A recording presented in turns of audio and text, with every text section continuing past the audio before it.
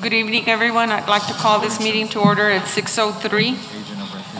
Welcome, everyone. On behalf of the school board, I hope all of you had a good summer break and are ready to get back. We know the break was short, but we appreciate you being here, and I think we're ready for our meeting. Roll call.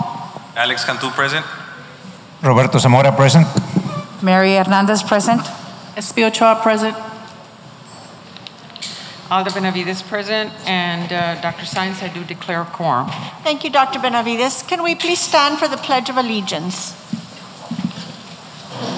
I pledge allegiance to the flag of the United States of America and to the republic for which it stands, one nation, under God, indivisible, with liberty and justice for all.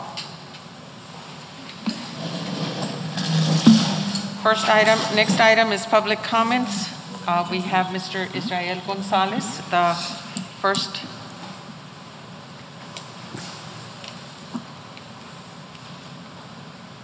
He was first. He's first. She's coming.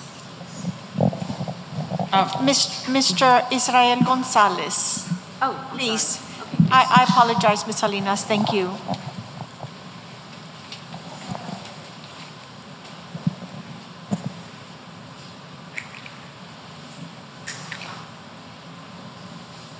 Welcome, Mr. Gonzalez. Thank you. I'm here today as we prepare to begin a new year because I have a little bit of a concern regarding some unheeded calls for an escalation of grievances that I had last year. The district has a set procedure for grievances, and at a certain point, I was just told it's not going to go any further. That's a little bit concerning to me because particularly in that last grievance, where I'm being told it will not be escalated any further, there was a promise on the resolutions that was made. I'll spare the name of the person, you're a private individual. But there's a specific promise here that wasn't met, hasn't been lived up to. And this was as of March 9, 2022. And here I am, up till now, trying to get somebody to listen to this escalation, to escalate it, because I'm being told we're not gonna hear it, even though, again, I repeat, the promise, the resolution made to me has yet to be met. And I'm being denied escalation of this for quite a while, for quite some time now. So pretty much what that brings me to is, are we doing what's in the best interest of our students? Hopefully this year we do. Now, I also said I was going to talk about accountability, and it has to do with this. We need to get this fixed, but of course we're not gonna do that here. But this does need to be addressed by whoever needs to address it. But in that accountability, I do want to speak, about current events, things that are happening. We have to anticipate these things. You guys had an emergency response team last year to health things that occur. Those people need to be anticipating. They need to be proactive. They need to be anticipating anything that might occur with this monkeypox. Not to shut down the schools. We already know that's a disaster. We need some sort of contingency, something that works. We already know closing schools doesn't work. So that we're not caught in a panic, I suggest you get this emergency response team to work, get them to be proactive, have a plan. Again, closing the schools does not work. We've seen study after study come out that it just doesn't work. We have to have some sort of contingency. And that's pretty much all I have to say to you. You all have a great rest of your day, and I hope we have a great year this year. Thank you for your time. Thank you, Mr. Gonzalez.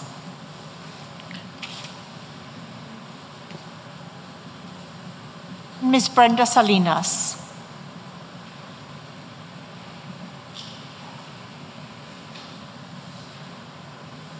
Welcome, Mrs. Salinas, and you can have 2 additional minutes. Thank you, appreciate it. Yeah.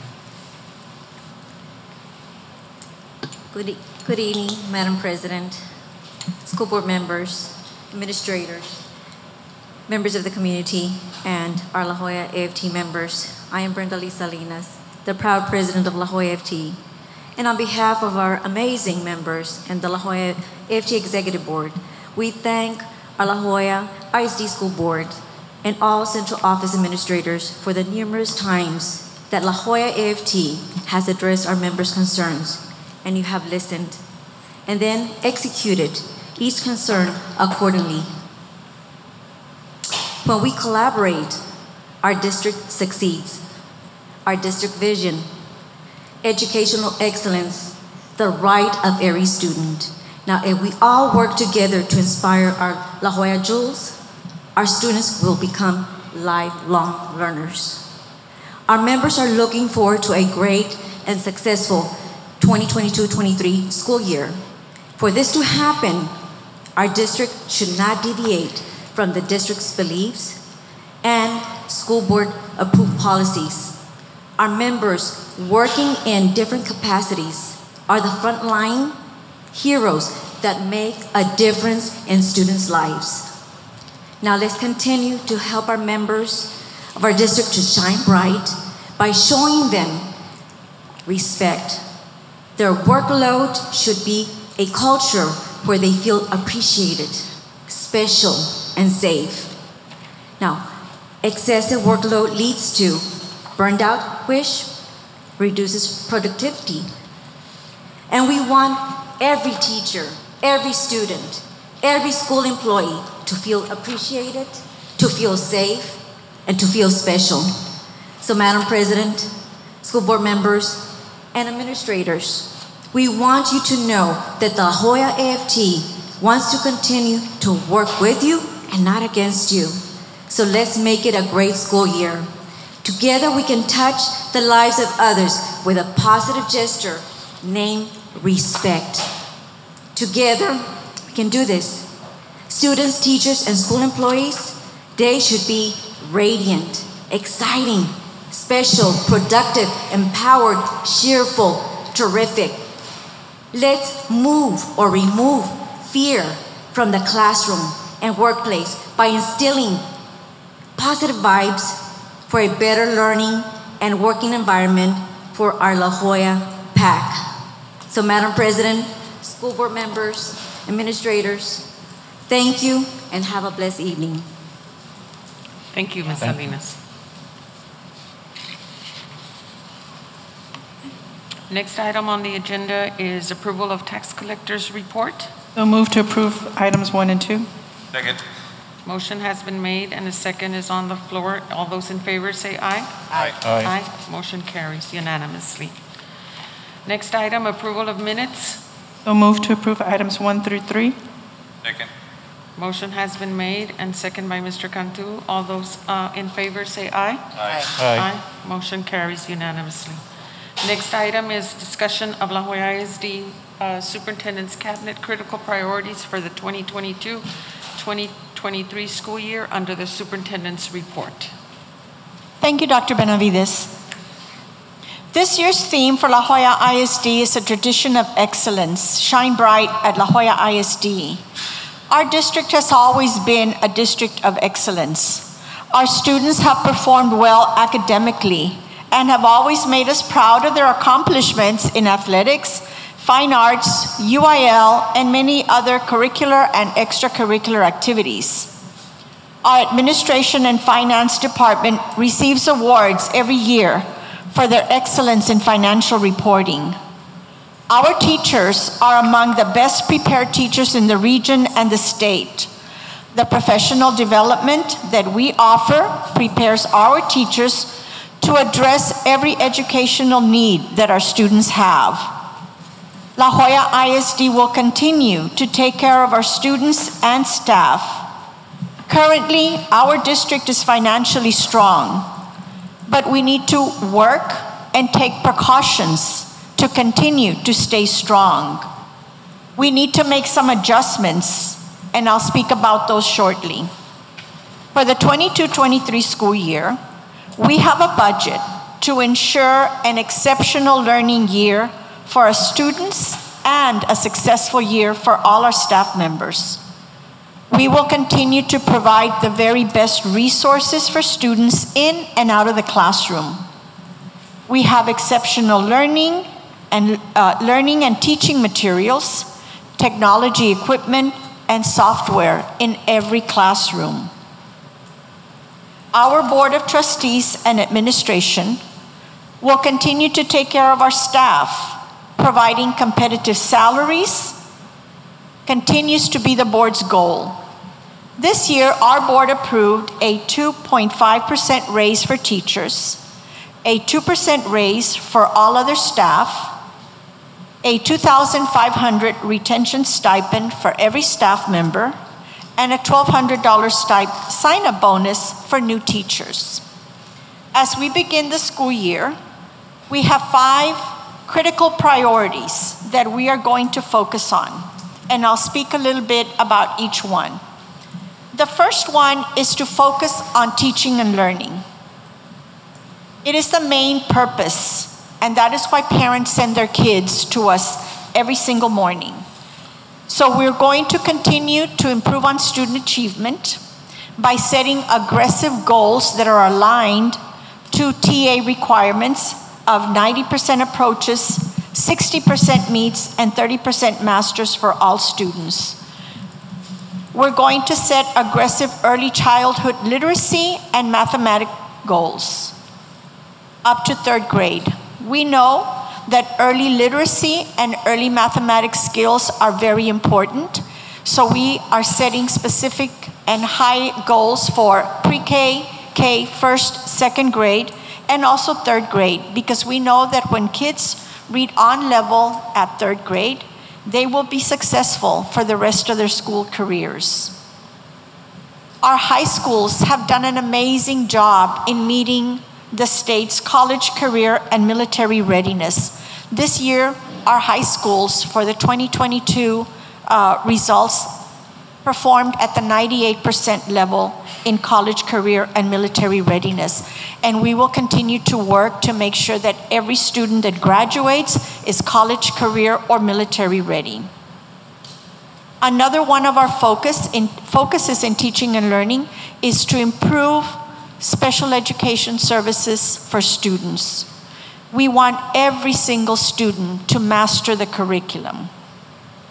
I want to thank Mr. Munoz, the CNI department, our principals for the challenging goals that they have set. We have just finished our Principals Leadership Academy, and today they worked all day on setting goals for their campuses, and our principals and our teachers are ready to receive our students with high expectations for teaching and learning. Priority number 2 is school safety. We know that right now parents are deeply concerned about the safety precautions that we have, and are we ready to receive their students in August in a safe manner. Our Student Services Department, our Police Department, our Cabinet has been working hard since we returned, and even beginning in May, to make sure that we have safety procedures in place. Currently, we are conducting a safety audit at each of our schools, and this includes checking exterior doors and addressing needs as we identify them. We will complete the safety audit, including checking for exterior doors before the first day of school. We want to assure parents that we are doing everything that we can to make our schools as safe as possible. The District Safety and Security Committee met last week. They reviewed our multi-hazard emergency operation plan, including our active threat plan. We will train every staff, including substitute teachers, on our district and campus safety procedures before the first day of school. We will schedule all mandatory school drills before the first day of school. We are assigning a threat assessment team and training a threat assessment team in every one of our schools. This team will be trained to identify multiple threats that could happen in a building and how to address them. In our campuses, we have equipment to monitor visitor access, and we will continue to monitor that. We will also conduct exterior door sweeps, ensuring that all doors are functional according to Governor Abbott's requirements and also meeting the requirements of the Texas School Safety Committee. We will ensure that all doors are closed and locked at every instructional facility. And like I said, this will be done weekly to check the function of every single exterior door in our buildings. Our district, thanks to our Board of Trustees, will provide certified trained police officer at every school. And I want to commend our police department. They have been training aggressively all summer long, and we will provide more information at our next board meeting on the types of trainings that our police officers are undergoing. We will update our community on safety and security protocols at our schools through various platforms. We are working to implement a work order process to prioritize any work repair that is related to student and staff safety. We will implement strategies such as random searches using metal detectors at our high schools, and we will also be conducting random student vehicle searches. We will continue to review safety and security protocols to adapt and adjust strategies, and also implement any new strategies that may come down from either the Texas Education Center or the School Safety Center. Our third critical priority is to create a culture of openness and care. We know that we need to take care of the emotional health of every single student. We will implement a strong counseling program to provide social emotional learning and support for all students. At each school, we will implement student support teams because every administrative staff and the staff needs to know how all their kids are doing emotionally. And they need to be able to identify students most in need of support and provide tiered services. And this may include the student that is the bully as well as the student that is being bullied. All students need support, and we will train this team to be able to identify and support those students. We will implement a strong discipline management plan that includes RTI behavior. And that just means making specific plans for behavior changes for those students that need that kind of support.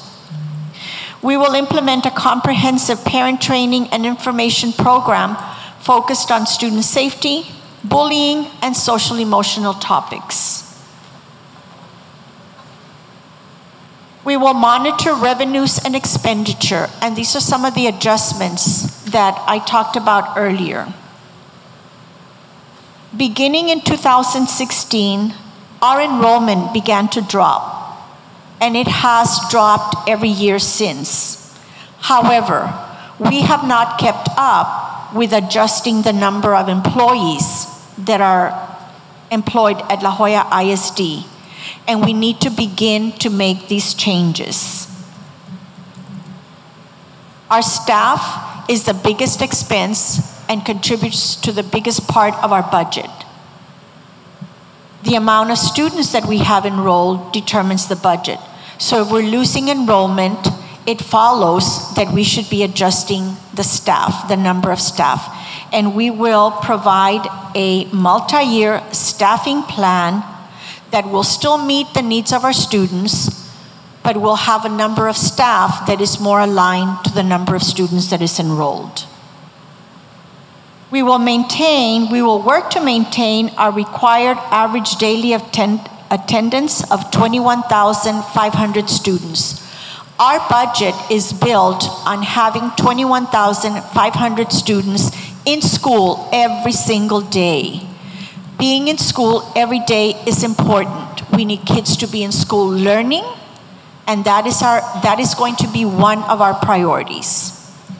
We will monitor student enrollment by implementing a student withdrawal protocol and a recruitment plan to retain students and increase enrollment. We will monitor the tax collection rate to project revenues and adjust expenditures if needed. We will monitor monthly reports to ensure adherence to our budget, including our general fund expenditure reports, contracted services, overtime pay reports, staff counts, and purchase requests. This just means that our district, every employee, every principal or director needs to stick to the budget that we have for the year. We will work to reduce contracted services by completing facility repairs in-house as much as possible and conducting any training or other service by district staff instead of contracting work out. We will monitor our ESSER 3 funds monthly to ensure that we meet the purpose of the grant, which is to close learning gaps and address student social emotional learning needs that were created by COVID-19. And critical priority number 5 is to provide qualified, highly trained staff to meet student educational needs. We know that our most valuable resource is our staff, and we will work so that every staff member is trained to do their job in the most efficient manner and that they do their job with excellence. We will monitor student and teacher ratios at all our schools on a monthly basis and make adjustments as needed. We will define goals and activities and monitoring strategies to recruit and retain and recognize and support our staff.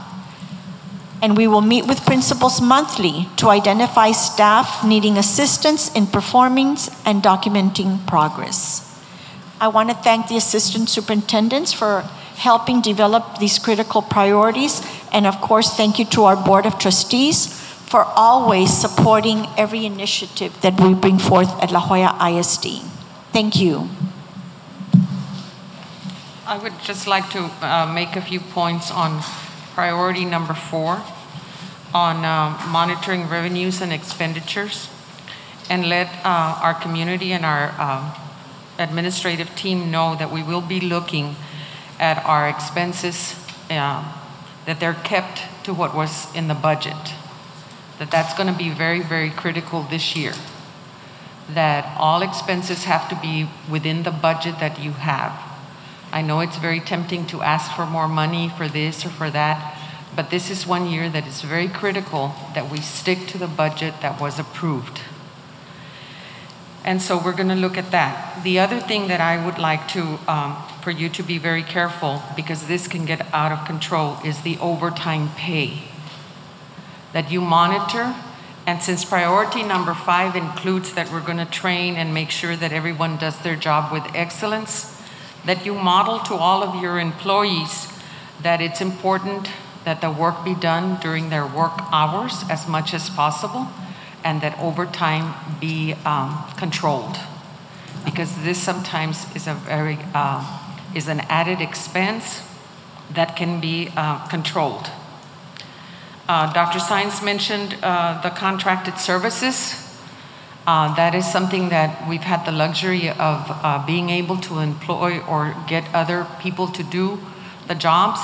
And this is going to be a year that every single one of you has to contribute. You all have the skills and has to contribute to doing the job the jobs that are necessary, instead of having someone else come in and do it.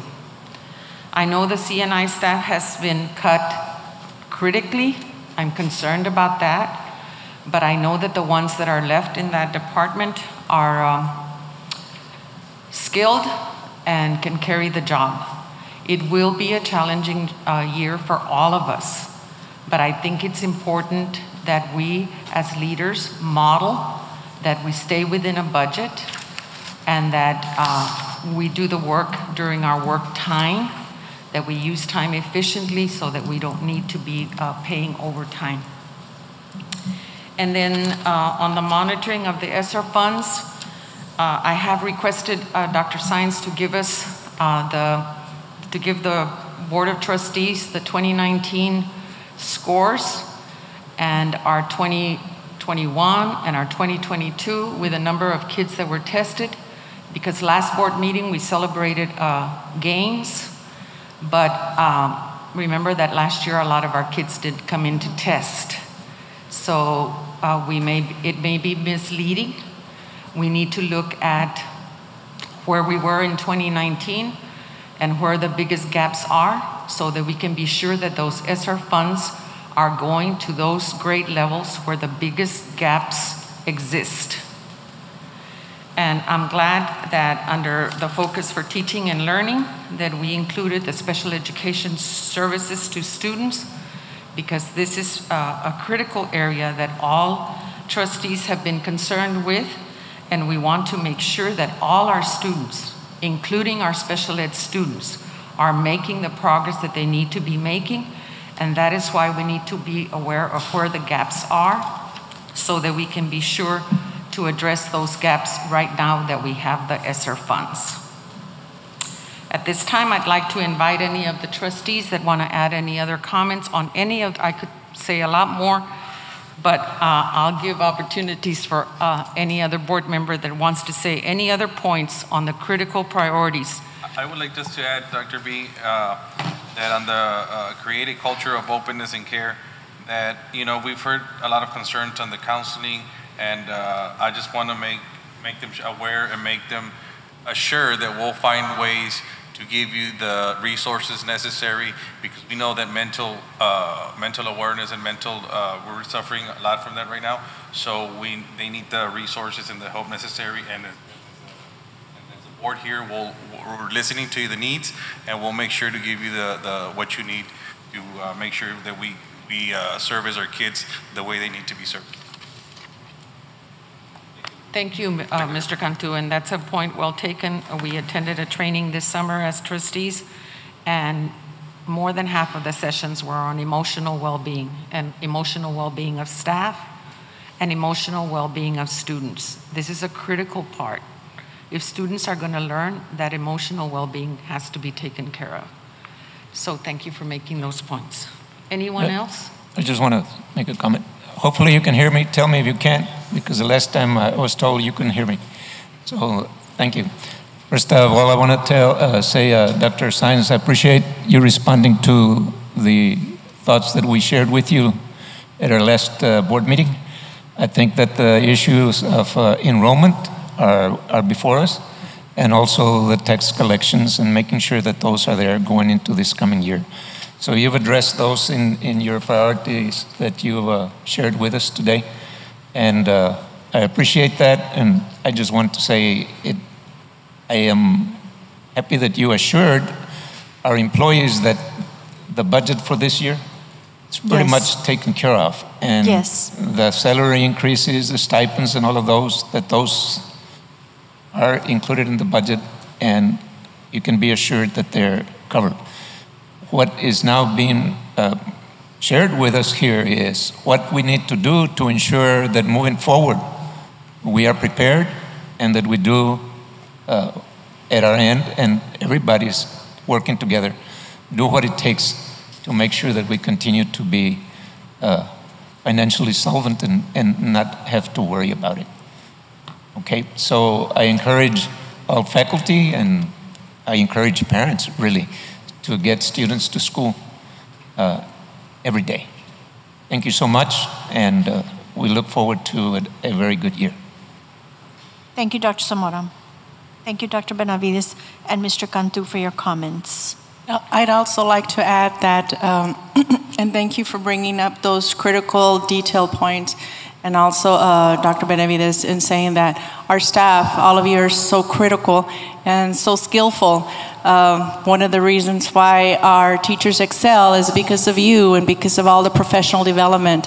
And it starts at the top with the admin team and with the coordinators, that your long enduring hours and resources that you develop, you're the experts in that area. And the delivery that you do to your teachers, I mean, that just follows through. And with that brings sustainability and capacity that we as a district continues to shine that way. So I know that with CNI, because I know what it is to work with a budget and so critical and cut, I know that just as all of us have a voice, it is going to be like a growing pain per se this year, but it's going to make us an even better district, and we just need to hold on and support to each other. And I know it's very easy to say it, but we need to demonstrate it and just be there for each other. And going back to the safety protocols, just being so strategic, last night I took that training that the governor has us to take by the end of August. It starts with us. I mean, we're going to have to go through that safety training too. Why? Because we need to be there for you, to support you and support our admin and making sure that everything that's needed is there for all. So it does start with us. It starts with me. Like the old saying, it starts with me. And we're just here. Know that all of us up here are here to support all of you. Thank you. Thank you, Ms. Ochoa. I do want to thank you, Dr. Science, for bringing this up. I know that we had a lot of issues and comments in the past where we were not clear exactly where we stand financially. I hope this really reassure you all that we're here, for all of you, okay, and our students. We're going to make everything possible for you guys to have a safe and happy environment to work, and the same thing with our students. So we're here all together, and we're working, to make sure that the safety is in our campuses, in our district. La Jolla ISD is not going anywhere, okay? So let's just work together. That's all I can say. Together we can bring all those students back. It's gonna take some time, but again, if we work together, we're gonna get it done. Thank you so much for all your time. We really appreciate everything that you guys do for us, okay? Thank you, Mrs. Hernandez.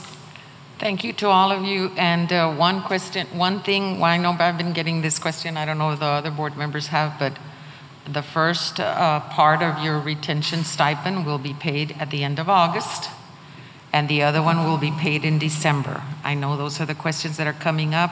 It has been a rough summer, and so just for you to know, end of August, you'll get your first $1,250, and then in December, you'll get the other $1,250. Thank you. That concludes the superintendent's report. Thank you, Dr. Science. And our next item under discussion items is discussion on the elementary and secondary school emergency relief Esser Fund Year 1 expenditures. Mr. J.R. Flores, our state and federal director, will present this report, and our assistant superintendents are also here to answer any questions or add any information to Mr. Flores' report. Good evening, Madam President, school board members, Dr. Science, administration, and members of the public. Today, before you should have a package entitled the American Rescue Plan, Elementary and Secondary School Emergency Relief, which is known as the Esser. So this is a year 1 expenditure that we're gonna present to you guys today. On the second slide, you see here the purpose of each of the Esser funds, the Esser 2 and the Esser 3. And you see the entitlements are each one of them are allocated, or we were allocated for our district. I'd just like to point out that at least 20% from the Esser 3 should be allocated for learning recovery. So all expenditures are reviewed by TA to ensure their program intent are compliant and adhere to the guidelines. So that's part of my job, that when requisitions come in and so forth. On the next slide here, now we're going to go by categories. You see here for the learning loss, you see that in the year 1, it was earmarked $35.7 million, expended $22.6 million, and carry over $13.08 million. And some of the strategies that were implemented on the mitigation strategies that were approved: elementary learning acceleration, middle school learning acceleration, high school learning acceleration, online testing hardware and software, instructional technology, high school and middle school college board pre-AP materials and resources, College Equipped Readiness 2 CERT and TSI preparation, and College Board PSAT, SAT. On the next slide, you see that we have a continuation of more strategies. There's a literacy resources for implementation of Reading Academy, math resources for elementary, science resources for elementary, CTE after school and Saturday tutorials, technology and certification kits, part-time tutors, special education technology learning stations for students with disabilities, sensory equipment, and virtually impaired monitors. Also, we had a summer wellness program and employee wellness program, migrants, summer school assistant, and school supplies.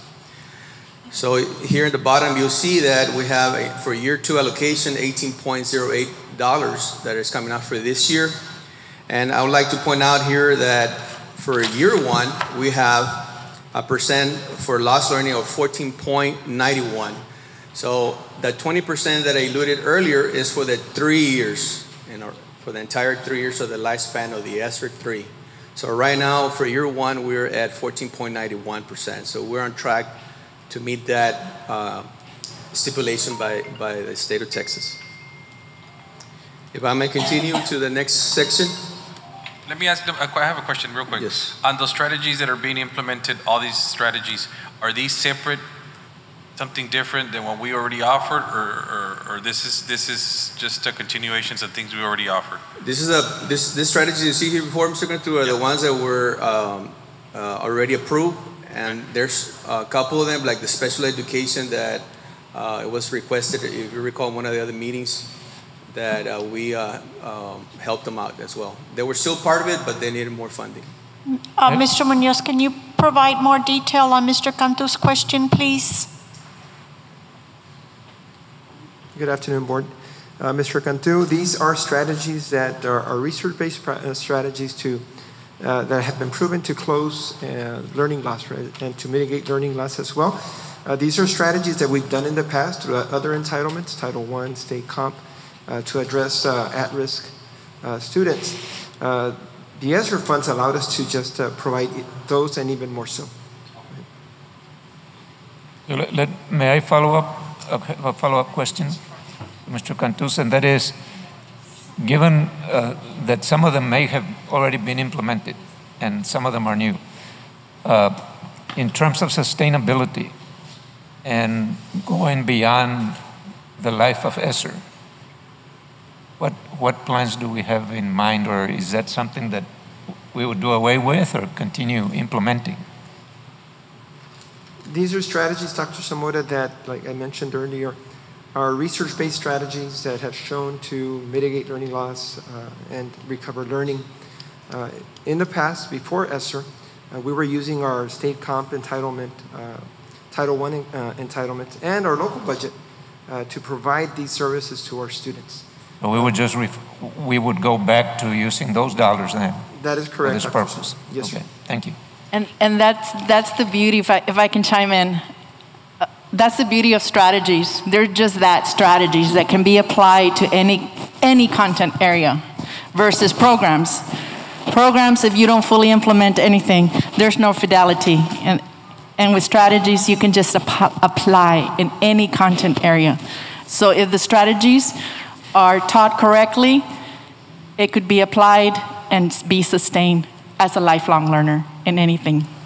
That's the beauty of all this. Thank you, Ms. Ochoa. Another point that would be important is to see which of the strategies were more successful so that we can utilize those strategies to ensure that we close the gaps. Because all the strategies look great, but some strategies work better than others. And it's important to know which strategies work best with our students so that we can use those strategies more, and that way we can close those gaps right now that we do have the Esser monies. Yes, thank you for pointing that out, Dr. Benavides. We're going to go into the next slide, and now we see the category of human resources, and you see that there's two separations here. You see Esser 3 and Esser 2. On the Esser 3, we earmarked $12.8 million, and they expended $12.5 million for a carryover of $225,000. Under the Esser 2, 20.3 were earmarked, and 20.3 were expended for a carryover of 0 for that. On the strategies that were implemented, you see that we had the $2,500 retention stipend, the $250 COVID vaccination immunization card, the $500 teacher technology and classroom resources, the Esser administrator, indirect costs, and staff. So for year 2 allocation to the Esser 3 is $25,000 only, and year 2 allocation for the Esser 2 is $20 million. These are the funds that were used to cover the salaries this year? Correct. Okay. And we make sure, of course, with the HR that it didn't affect our comparability and maintenance of equity as well. The next slide is operations, and again, you see a separation here, Esser 3 and Esser 2.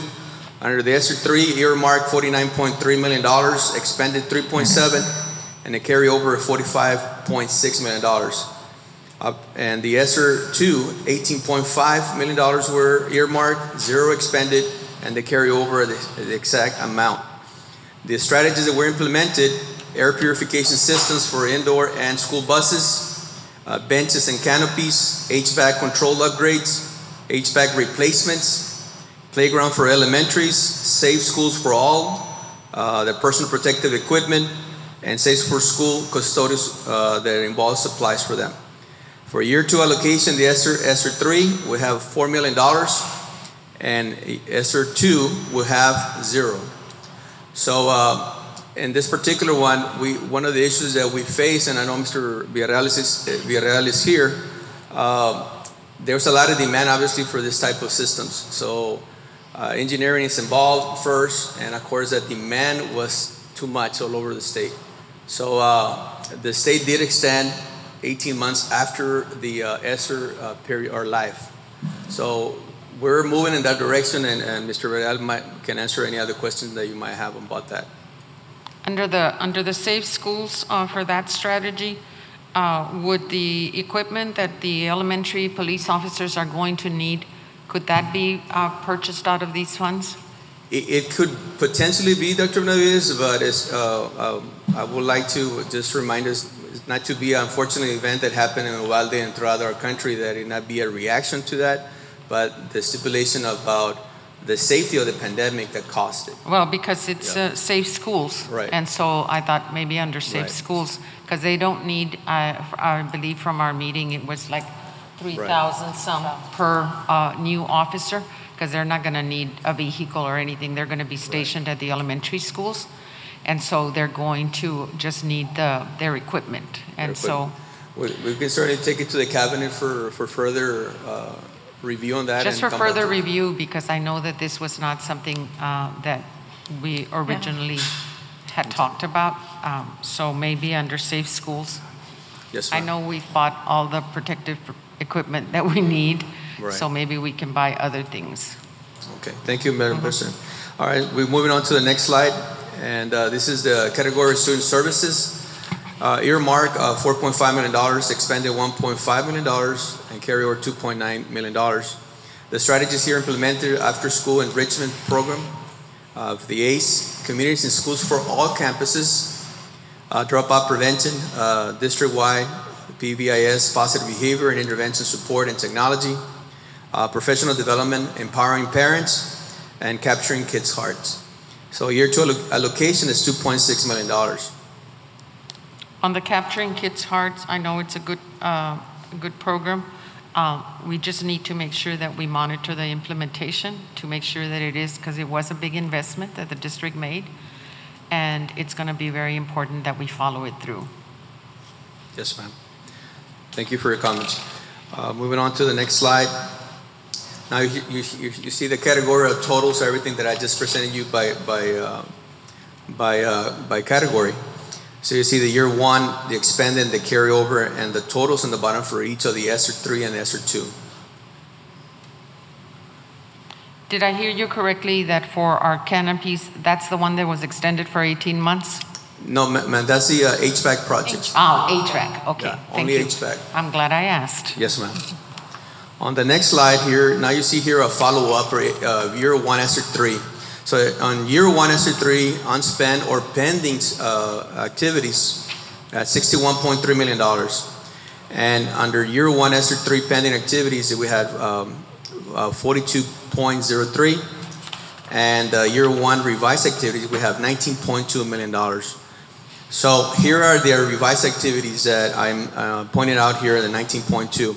The revised included 2021, 2022 early start, and the reason we didn't execute that because of the release of funds.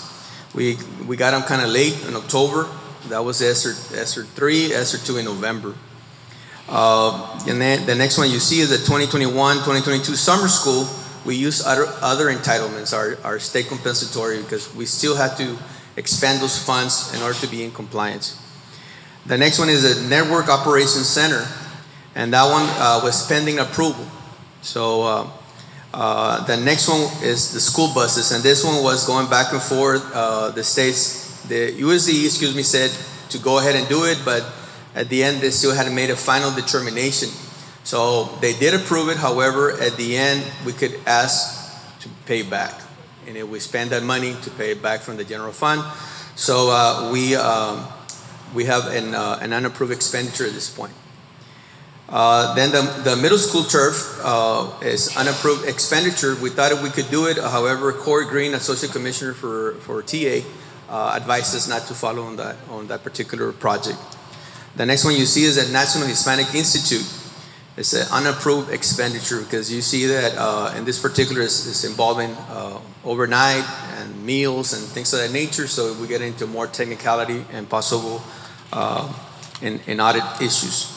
And then the summer wellness, again, it was the funds were released a little bit late, and that's why you see here that on the revised activities. So I just want to say, okay, so this $19 million on the revised activities, this is money that we're going to recapture. Correct. Right, and that's our next slide that we have the recapture for year one, ESSER 3. So the total of $19.2 million from the revised activities will be or can potentially be recaptured, obviously from your year one year funds. And this recapture funds, it can be used for a second stipend, as already mentioned, recruitment stipend, and other things that we see the need here in the district. So this is a recap of year one expenditures.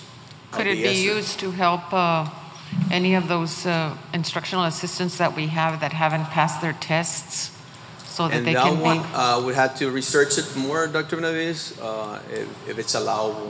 Well, this 19 million recapture is what we will use to pay this year this approved stipend. Okay. Right, because and originally it was just one time. Okay. Yes. Only. Yes. So basically, to it's pay for that. to pay the stipend, the indirect cost. Exactly. So we really don't have the 19 million. It's really used already for this year. Correct. Because that's what we use for those expenses. So that's all I have. Any other questions you might have?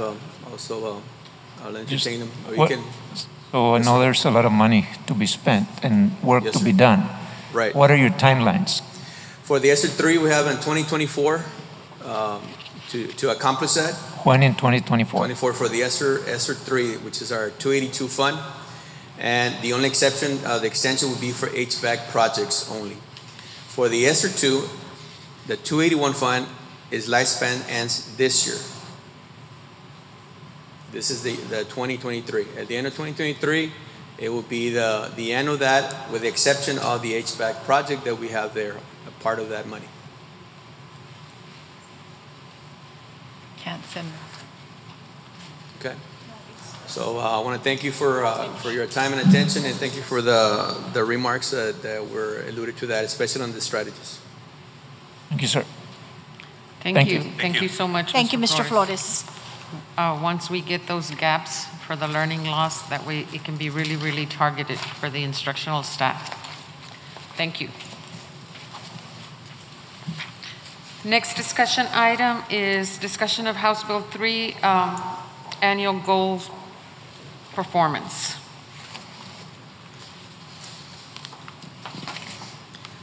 Good evening, Dr. Benavides, Board President, members of the board, and Dr. Sainz. Today, Mrs. Melinda Flores and I will review end-of-the-year results for HB3 goals and progress measures. Goals and plan requirements are shown on slide 2.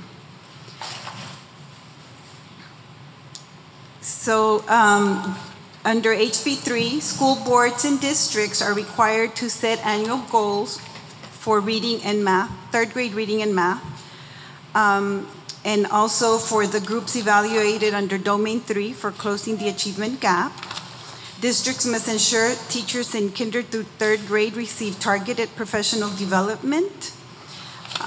And then we also have to set goals for students for Ccmr readiness with closing the achievement gap domain as well.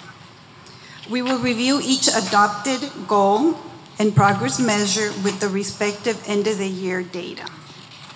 We will begin with the early childhood literacy goals. In this goal, it reads, the percent of third grade students that score meets grade level or above on STAR will increase to 50% by 2024. And the goal for 2022 is 44%. And on that table, you also see the goals for closing the achievement gap. On the next slide, you will see the preliminary STAR results for third grade. The goal was 44% of the students to be at the meets level.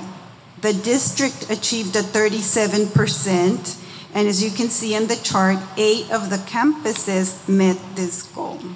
Domain 3 data has not been finalized, so data is still pending. So 12 of our schools did not meet the meets expectation. Is that correct? Yes, ma'am. The next goal is it's a progress measure. It's the first progress measure.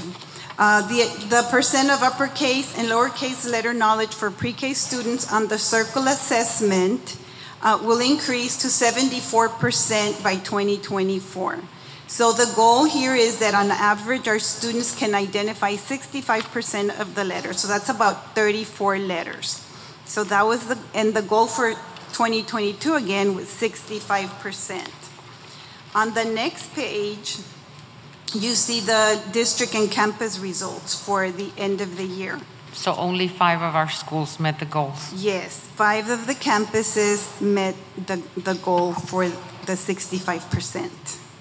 This is what I mean, Mr. Munoz, about the learning gaps, and that the money be focused on those schools that did not, and what is it that they need specifically so that they can.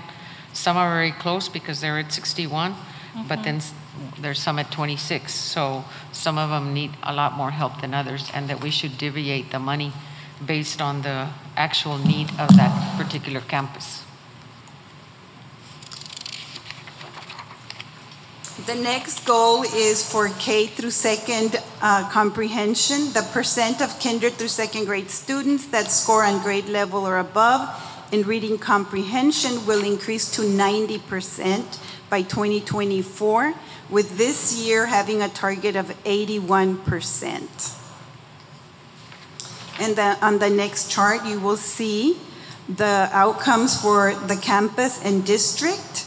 The goal was 81%, and the district was at 77%. We had 7 campuses that met the goal in comprehension. What was this? Oh, comprehension. Yes, comprehension, kinder through second grade comprehension. And our third measure is that we monitor the third grade benchmark reading scores.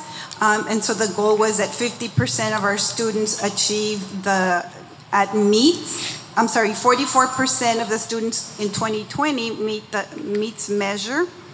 And on the next chart, you see the benchmark data.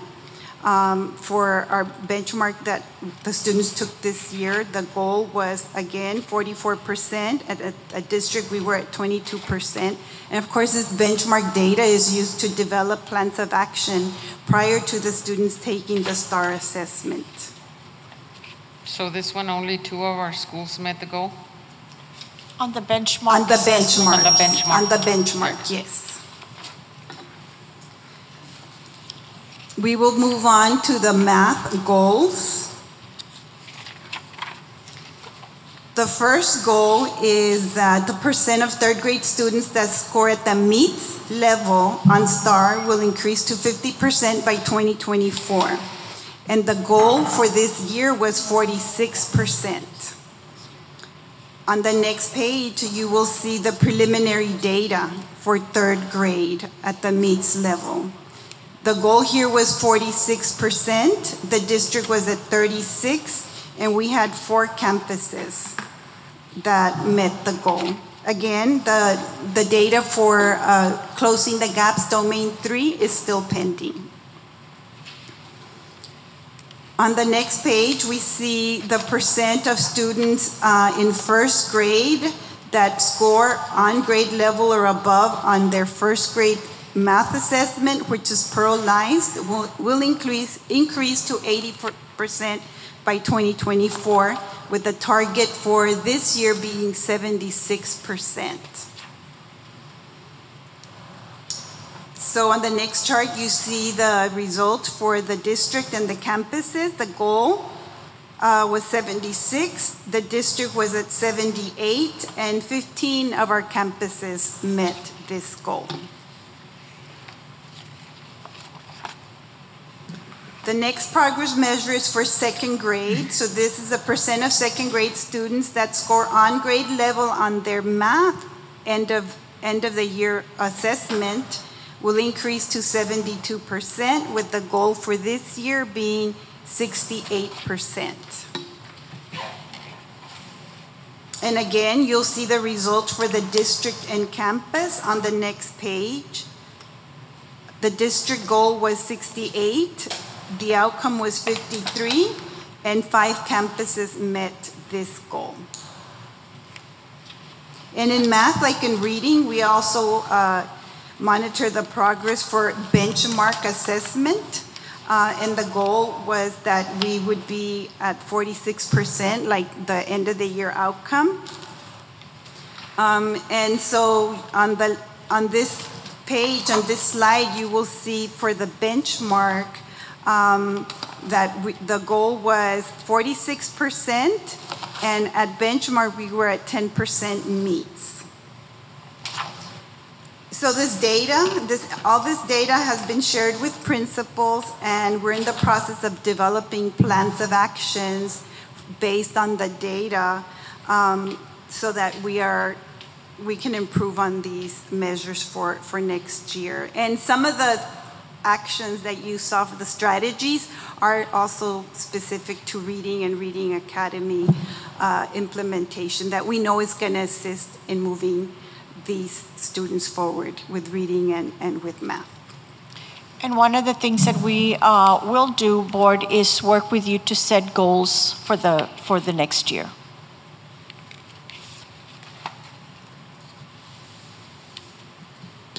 The next items for the HB3 also requires the data presentation for Ccmr goals, which is the college career and military readiness goals. And with the Ccmr, excuse me, the percentage of graduates that meet the criteria of Ccmr will increase from 84% to 87% by August of 2024. Our goal target for 2022 was getting 80% of our students to graduate with one of the indicators, and the closing the gap student group targets listed below are for the demographics for 2022. So on the next slide, preliminary data indicates the district did have, and this is preliminary, 90% of the students who have graduated and been coded as graduates have attained that one indicator of those Ccmr, giving us that scale letter score or letter grade of that 98. You will see the order of the campuses and how they've contributed to the district performance. We are still pending because we are still able to code students as graduates up until August the 31st. So we've continued with our summer programs, and we're still continuing to work with our students and get more graduates and more indicators. The next item is the progress measure goals. And within the progress measures, these pertain to domain 1, and that is making sure that the students are meeting one of those indicators. So progress measure 1 comes with the percentage of the Ccmr outcomes bonus for college ready. And the goal is to go from 41.3% to 55% by 2024. Again, because this is lagging data and lagging measures, the 2021 goal was 43, and our preliminary data for 2019-2020 is meeting that goal at 46.4%. And the progress measure 2 is the percent of Ccmr students that meet the threshold of the Ccmr outcomes bonus for career ready. And that would increase from 52.5% to 65% by 2020. The 21 goal was 55%. Our preliminary data is at 54.2%. So we've targeted those students that we are continuing to work with this summer to make sure we hit that 55%. We're very close. The third progress measure is currently frozen, and that is the military progress. So we're waiting for TEA to finalize that measure, and we'll provide that data as soon as that becomes finalized. We have a progress timeline in place, and that is we did have today's meeting to give you that preliminary data. In the fall, we are required to have that public hearing where we will present finalized data. And so November of 2022, we will be coming back with the beginning of the year reading data, as well as in February, the middle of the year, reading and benchmark data, and then next July of 2023 for the preliminary data for the 22-23 school year. Are there any questions or comments? I have a question, just because it caught my attention. And on my agenda, it's page 63, but it's the La Jolla ISD 2021-2022 preliminary data. Or that one right there. Go back to the one you just projected. The one that shows the scale score. Right there. I just see what caught my attention is La Jolla ISD. Well, that's the whole district, right? 1699? Yes, sir. So, okay, and then La Jolla High School's got 358, 396. Those are all very close. So I think that answers, I answered my question right now by looking at it. Okay, so the 3 high schools are pretty much doing very well. I mean, when we compare those with the early college high schools, it seems like they've come out, that they're very well represented. Yes, sir. If you notice, the early college high schools are at 100%. We did break it up by calendar because we do progress monitor and we do work with all principals, including the calendar principals. So even when you look at a specialty school like West Academy that provides that acceleration for the students that have fallen behind, they have grown immensely to that 82% of students, giving them that letter grade of a 96, and our college and career center students. That is a group that we continue to focus on and work with. It's a very at-risk group of students, but we are continuing to provide that support. All of these specialty schools do feed into the 3 comprehensive high schools. And so the letter grade that you see for the high school is the one that is reported for the accountability. Would it be possible to find out whether they're college ready or military ready or career ready? So the next slide shows the percentage from that, the breakdown. Okay. And again, the reason you see that it's lagging data is because it starts giving you that outcomes bonus based on immediately after graduation, did they enroll in college?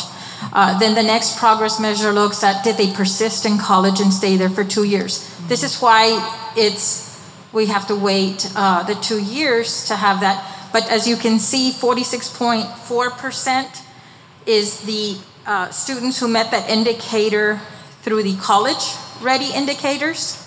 And then on the career end, it was at 54.2%, the breakdown. Very good. Commendations to you, Melinda, because I know you've worked really, really hard to get this under control. And obviously you and the high school principals. So commendations on a job well done. And Ms. Lopez, you could have big shoes to fill, because I know that she's going to be taking care of Ccmr, and I know how hard you've worked to make sure that it's very targeted, and that the principals were aware of what they needed to do, and that's the reason we've been able to reap the benefits of your hard work. Thank you so much. You're welcome. And thank you, Board of Trustees, for your continued support. It's a collaborative effort, not just with CNI, our principals, our computer services. It's a big collaborative work that is done. So thank you.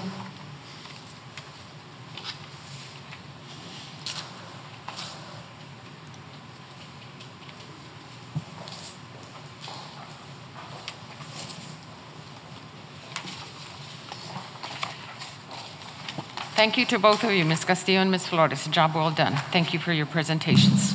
Next item on the agenda is consent agenda, and we'd like to pull items B5, B7, B8, B9, and B10.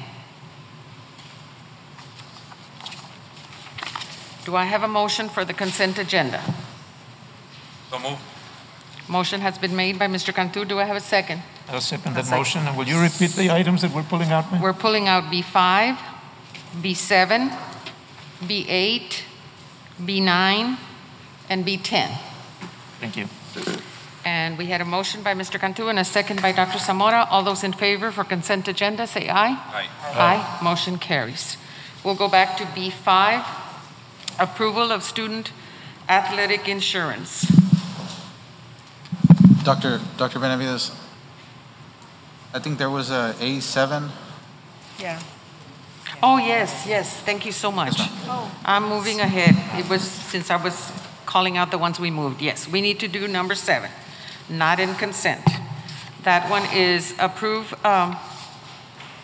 termination of agreement for an appraised value limitation on qualified property pursuant to Chapter 13 of the Texas Property Tax Code with La Jolla Wind Power LLC, Texas Comptroller File number 1356.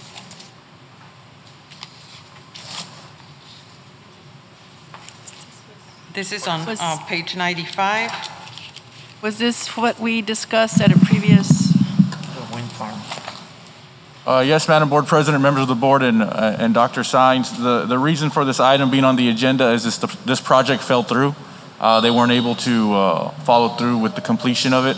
So as a result, we're asking that this agreement be terminated. So move. Second. Motion has been made by Ms. Ochoa, second by Mr. Cantu. All those in favor say aye. Aye. Aye. Motion carries. Now we can go to B5. Thank you, Mr. Munoz. B5, approval of student athletic insurance, CSP 2022-55. Do I have a motion? And then if there's any questions, we can discuss. Motion has been made and by Ms. Ochoa, second by Ms. Hernandez. Any questions on the student athletic insurance? If there are no questions, then I'll call for the vote. All those in favor say aye. Aye. Motion carries. Item number 7 on page 170. Approval of Claims Administration Self-Funded Workers' Compensation Program. Page 166. Do we have a motion? We can have a motion to discuss and approve, and then if we have any questions, we can ask Eli. So, okay, motion has been made by Ms. Ochoa. Do I have a second? I'll second that. Second by Ms. Hernandez. Okay, thank you. On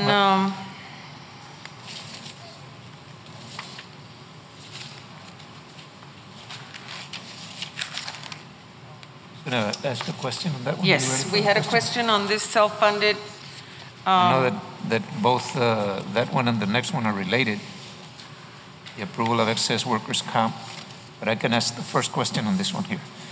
So on this particular one, we're self-funded insurance, so I'm just wondering how we are doing and whether, what our history is and whether our fund is healthy. Are we talking about just regular workers' comp or the excess workers' comp? The item on self-funded workers' comp. That is correct, sir. We're self-funded in the excess workers. The workers' comp side. We're doing well. We've made some progress from 2 years ago. We're eliminating the COVID-19 years. We made a little bit of progress. We're getting ready to start our, the new process for the school year, where we go into the campuses, we do safety inspections, we conduct our safety meetings on a monthly basis. What we're going to do this year with the safety meetings, we'll have 2 meetings in one, just to help our safety committee member just eliminate a meeting, just to help them reduce the travel time that. Can you just get the mic a little bit closer? So I think they're just so we can.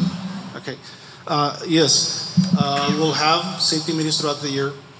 Usually we have them once a month. This time around, we're gonna, do them twice, 4 times out of the year. But in each time we meet, we'll have 2 different sessions. So the committee member goes back to the campus to relate that information to our employees. We're doing that just to help them reduce travel time. Also, we conduct safety inspections throughout the year. We go out to the campuses. We look for safety issues within our school district. We assign work orders so we can have those things corrected to avoid injuries. What does this cost compared to previous years?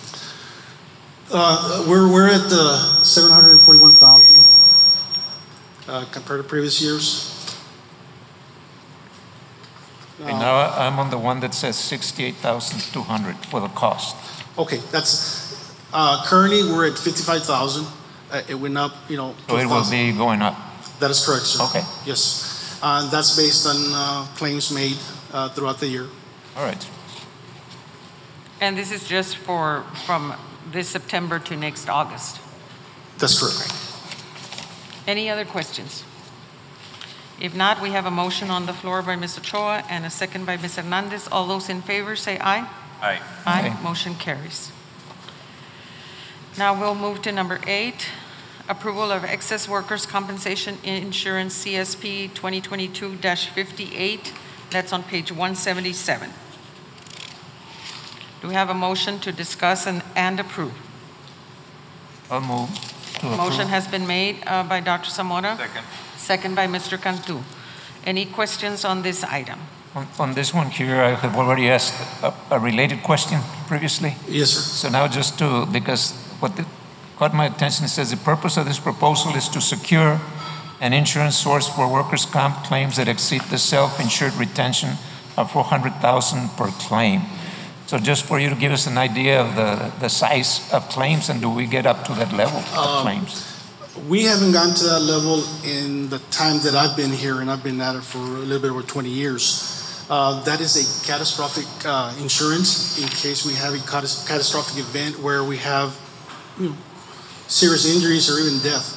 And that helps the school district just cap the expenses at $400,000 compared to how workers' comp works. When workers' comp, when there's an injury, it could be for life as far as coverage is concerned. So if you have a catastrophic injury, for LJISD, it would be capped at $400,000. Okay, so that you've touched on my second question, and that was, does it cover death and dismemberment? And you touched on a piece of it. It does, sir, and we've had that in the past year in our school district. Okay, so our employees are well covered if they're hurt during the job, yes, sir. And good. Yeah, we cover our employees as soon as they come into work. We have coaches, we have other individuals that are working past, the 5 o'clock hour, coaches traveling, staff traveling for trainings and things like that. They're covered as long as we have a supervisor allowing the employee to continue with those services, and we cover them. Thank you. Thank you, Mr. Rodriguez. A motion has been made by Dr. Zamora and a second by Mr. Cantu. All those in favor say aye. Aye. Aye. Aye. Motion carries.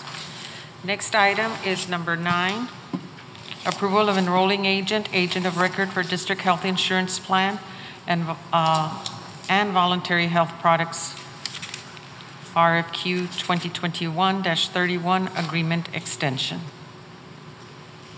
Have a motion to approve and discuss. Motion has been made by Ms. Ochoa. I'll second that motion. Any questions on this item? This is on page 181.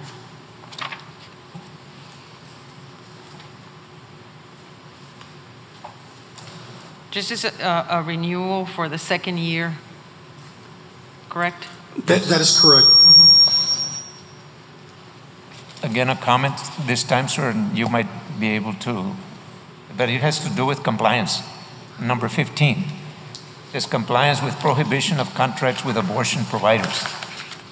And how do we check on those things? Good question. I don't have that answer. I'm going to have to get that, get back with you guys to get that answer for you. Yes, it does say that the district is prohibited from contracting with any abortion provider and an affiliate of an abortion provider whereby the provider or affiliate receives something of value, et cetera, et cetera, et cetera. Okay, so good evening, Madam President, School Board of Trustees. That's a stipulation, Dr. Zamora, that the state requires that we include in our contractual documents and in our standard terms and conditions. So this is an attestation that the vendor makes. Right. So that's what we're required to include and expect an answer in return. Okay, thank you. Thank you. Any other questions on this item? If not, motion has been made. All those in favor say aye. Aye. Aye. Motion carries. Item number 10, approval of self-funded employee insurance benefit plans, CSP 2020-60 renewal on page 191. So move. Motion has been made by Mr. Cantu, second by Ms. Ochoa. Any questions on this item? And you might already be guessing the question. So how healthy is the fund? It's challenging right now, Dr. Zamora. We continue to look for better pricing, continue to bring in individuals to talk to our employees about good health, but it is challenging. We're hoping to break even this year. Can't promise you anything just because it's based on usage. We just. And do we have a fund balance? Do we have a fund balance, or are we starting at below the line? Mr. That's we don't have a fund balance. We do just have the budget to go with. So we really have to make sure that whatever rates we have in place, that we're able then to fund our expenses. Yeah, it's a tough account. It's just we have to stay on top of it, but it's just based on usage. We just finished 2 years with the pandemic, and that was a tough year for our school district. Aside from our employees getting hurt, we had deaths in our school district, so all of that plays a role in these accounts. And I've always felt like the district does very well in providing health insurances for our employees. And my question was just asked to see how well are we doing and what do we need to do to make sure that we safeguard. Right. Our plans are one of the better ones in the school and, yes, here in the Valley. We've done some surveys, and ours is one of the best here in the Valley. And we want to continue doing that. Yes, sir. I just want to stay healthy. Yes, sir. In the fund and healthy personally. I understand. Thank you, sir. Yes, sir. Any other questions? If there are no questions, we had a motion on the floor and a second. All those in favor say aye. Aye. Aye. Aye. Motion carries. Thank you, Mr. Rodriguez. Thank you, Eli. We'll go to Business and Finance. Number 8, rejection of competitive seal proposal received for La Jolla ISD Esser funds, Canopy Structures Phase 1 project, M2 Engineering, PLLC. Have a motion to approve and discuss. So move to discuss. Motion has been made to discuss. Do I have a second? Second to discuss. Second to discuss, okay. Why is it that we're rejecting something that was already approved? Like, we keep on going back and forth. I feel like we're playing tennis. Like, what's going on? Okay, so what happened with this particular item was, excuse me, and thank you and good evening.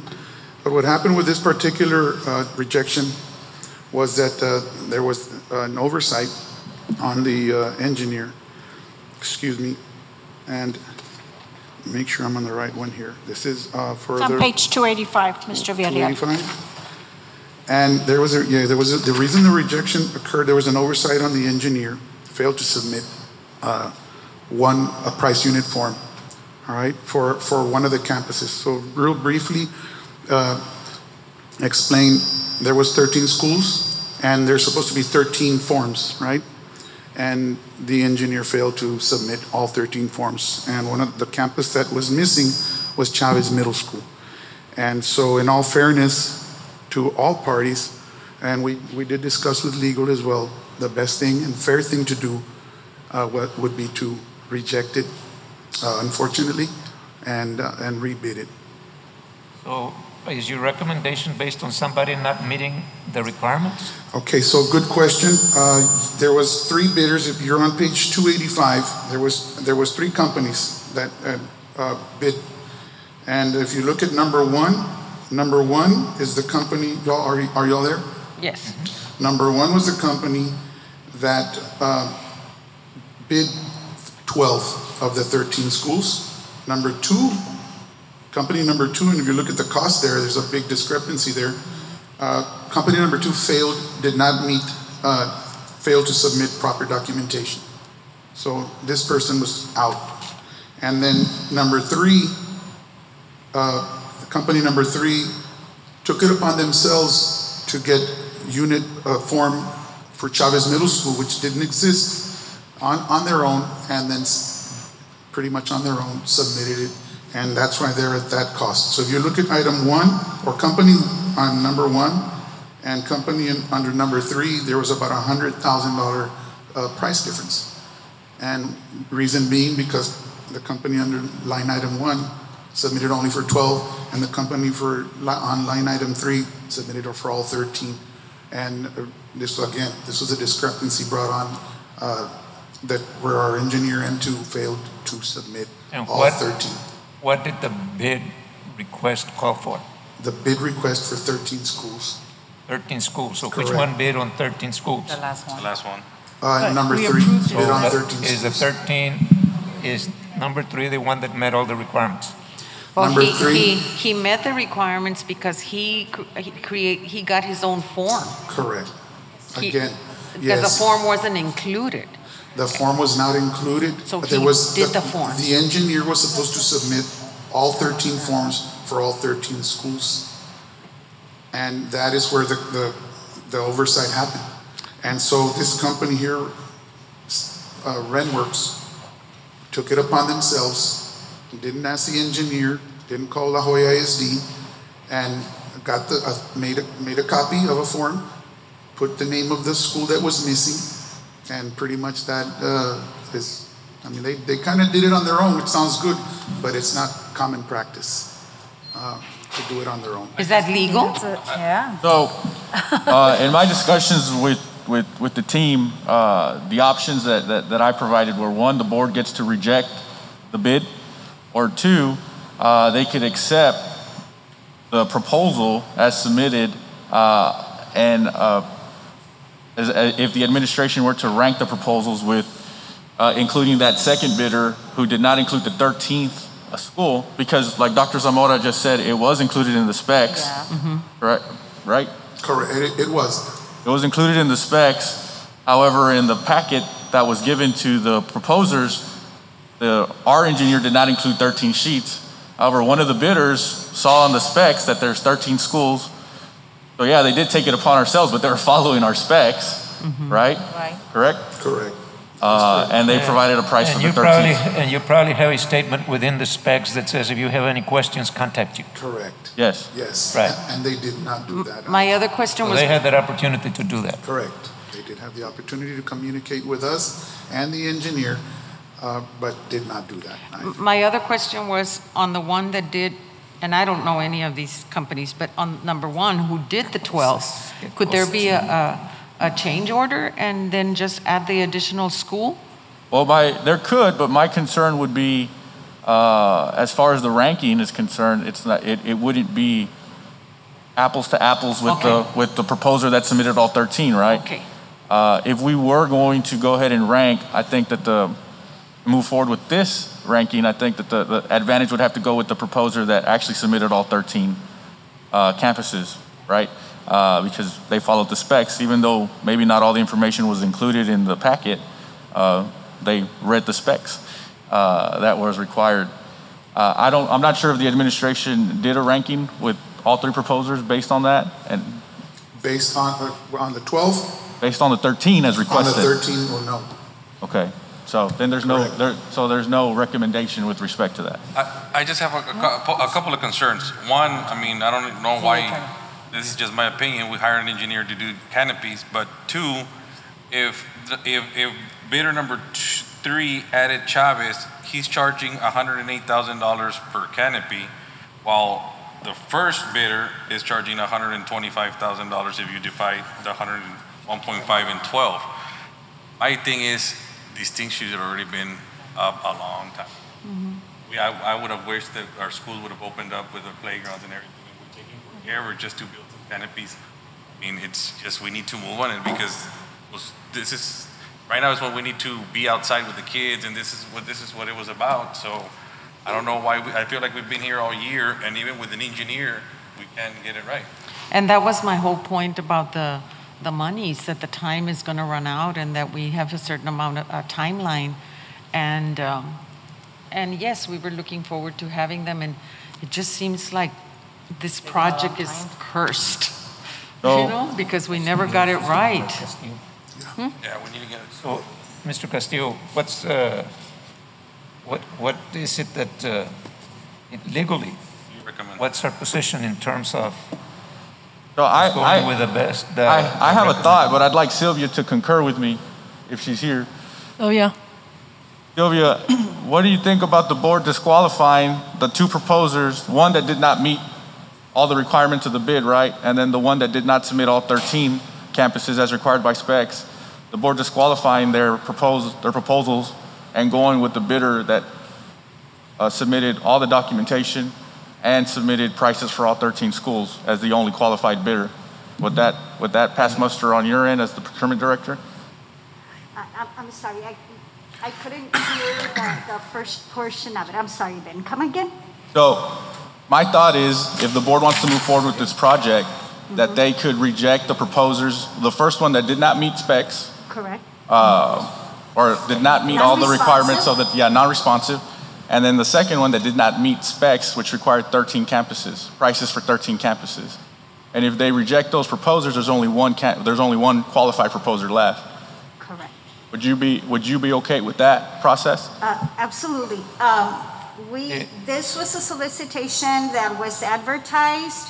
It was available for any vendors that qualified to participate. So only those 2 participated. One is non-responsive. The other one seems to have met the qualifications. So the fact that only one is responsive is reason for administration to go forth and make a recommendation if they deem their proposal to offer a favorable value to the school district. Yeah, the other point I think Mr. Cantu has made is that the cost per canopy is lower also for number 3. Okay, let me take a look at that. Because it was, I think, about $125,000 for number 1 and about, what was the other? 108. 108 for number 3. It's just, okay, where's your breakdown? Yeah, the math is done right, Mr. Cantu said. Okay, I was not part of this evaluation committee, so I'm not familiar with the breakdown. I can certainly go back and review that breakdown with Mr. Villarreal tomorrow morning. But I think if we're going to act, we'll act tonight And I think you've already given us your assessment of the situation. Mr. Castillo, you've heard what Mrs. Zapata said. What are your thoughts now? So my thought is, again, based on what has been presented and what you have before you, you only have one qualified proposer and two that did not submit. All 13 campuses required by specs and one that was non-responsive. So the administration is okay with recommending the one proposer that submitted all information according to specs and that was responsive to all requirements. In my opinion, we're okay as far as procurement. And Sylvia, are you okay with that? Yes, then. Yes, sir. Well, then I so move that we, I'll move that we approve bidder number 3. It has the one that meets all the requirements. But it doesn't have the bid bond. I mean, does that affect it? That is something that they're supposed to provide. Yes, they did. They did. It was number 2. Oh, they did. As much as I want this project to go forward, I want things done correctly, and I don't even like Ms. Zapata saying, I was not totally involved in this whole procurement thing, and I don't remember what was presented to me or that sole person. So, I mean, I would just like to keep it as is, to reject and do it the right way. Now, to give you peace of mind, Ms. Ochoa, whenever these requisitions come through our office, we will not approve a purchase order unless the bid bonds are in place, there's a contract approved by the board. We have a checklist that we follow. So we will not approve a requisition that requires a bid bond. Well, actually, it's beyond the bid bond. At this point, we will require the payment and performance bonds because those protect the school district should the vendor not comply with the performance or not pay their subcontractors. So we will not approve a purchase order unless all that criteria is met. I'll second Dr. Zamora to approve. So motion has been made to approve vendor number 3 by Dr. Zamora, second by Mr. Cantu. All those in favor say. So one more point, just the question. I think that the district has done what the district needed to do. In other words, you followed procedures. This is just going right down the line, and based on your recommendation and the recommendation of our attorney, that's my rationale behind the motion. Well, I do have since it's so close with Gonzalez Engineering, I would really reject and go back and go for another bid, because if the package said, it had 12 there, and then this other company did take it for granted and did the extra one that there was missing, okay? I just want it to be fair, even though if we were to divide for the amounts and all of that, it's still, I don't believe we're being fair on it. Well, I think you're also giving out now to the others what their bids are. And I think that's unfair for those who came in low now to compete against those that have their numbers. Now, Dr. Zamora, to clarify, when these construction solicitations are opened, they're opened publicly, and pricing is required to be disclosed. Right, So and that's why I'm saying that they now all have each other's numbers. Well, we have a motion on the floor made by Dr. Zamora and a second by Mr. Cantu to accept vendor number 3. All those in favor say aye. Aye. Aye. Nay. Motion carries. We move on to item number 9, rejection of competitive sealed proposal received for La Jolla ISD Esser funds, Canopy Structures Phase 2 project, Isagire Engineering Group, LLC. We only had one on this one? This one, This one, so there was only one, and again, it's the same company bid on the other, and they did not have all the documentation. And we did get a few calls in our office regarding not returning of calls by the engineer, and that could have caused the number of only one person or one company bidding out. Our office did get 2 calls saying that they did not return calls or messages, and they never called our office either. So sometimes, if they don't call our office in time, then we can address it and get with the engineer or get the contractors what they need to submit. But that is what happened with this one, and that is why we're requesting to reject. Let me ask you this, has the engineer been paid up front for this work? Some of the work, the scope of work, yes, not all the scope of work. The design and design, yes, but not the rest. Just a recommendation. Could they be assigned to another? Wait until the end of the project to get paid. This is part of the project and I was also thinking maybe, could they be assigned to another group? But anyway, we have to reject. That's what's on the agenda. So do I have a motion, and we can discuss whatever else we want to discuss. Do we have a motion to approve the rejection of the competitive seal proposal? Motion has been made. I'll take Ms. Hernandez and a second by Mr. Cantu, because he had also motioned. So all those in favor say aye. Aye. Aye. Motion carries. Number 10, discussion and possible action on ranking of competitive seal proposals for La Jolla ISD, Esser funds, Chavez, and Memorial Middle Schools HVAC upgrades.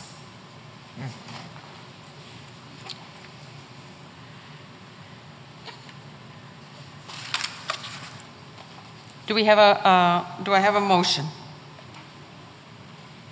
So moved. That's on page 288 in case you So want. moved. Thank you, Ms. Ochoa. Motion has been made by Ms. Ochoa. I'll second that motion. I just have a question. Who's the engineer on this project? MEP, Javier Peña, and he recommended Hvac based on the ranking. So good, we got a good engineer on this one. Good. Any other questions? Motion has been made by Ms. Ochoa, second by myself. All those in favor say aye. Aye. Aye. Motion carries. Item number 11, discussion and possible action on authority to negotiate contract with contractor offering best value to the school district based on the published criteria on ranking evaluation of competitive seal proposals for La Jolla ISD, Esser funds, Chavez, and Memorial Middle School HVAC upgrades. Page 291. Motion has been made by Ms. Ochoa, second by Mr. Cantu. Any questions on this item? There are no questions. All those in favor say aye. Aye. Aye. Motion carries. Thank you. Thank you. Thank you, Mr. Villarreal. Number 12, approval of 2022 anticipated collection rate on page 294. So moved. Motion has been made by Ms. Ochoa. Is there a second? Second. Second by Mr. Cantu. Questions?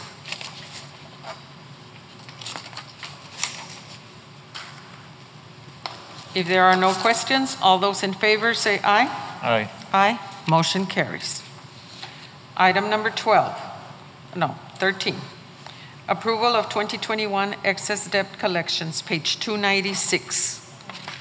Motion has been made by Ms. Ochoa. Do I have a second? Second. Second by Ms. Hernandez. Any questions? If there are no questions, all those in favor say aye. Aye. Aye. Motion carries unanimously.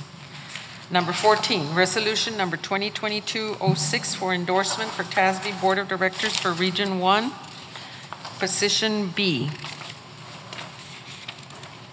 On this item, we need to specify your support either for the incumbent or which is Sylvia Sanchez Garza from South Texas ISD that is currently serving, or Ms. Janie Lopez from San Benito CISD. Sylvia Sanchez Garza is a former teacher, so I would like to move that we approve Sylvia Sanchez Garza as endorsement for her. Second. Okay, motion has been made and a second by Ms. Ochoa. I'm going to take her second. All those in favor say aye. Aye. Motion carries.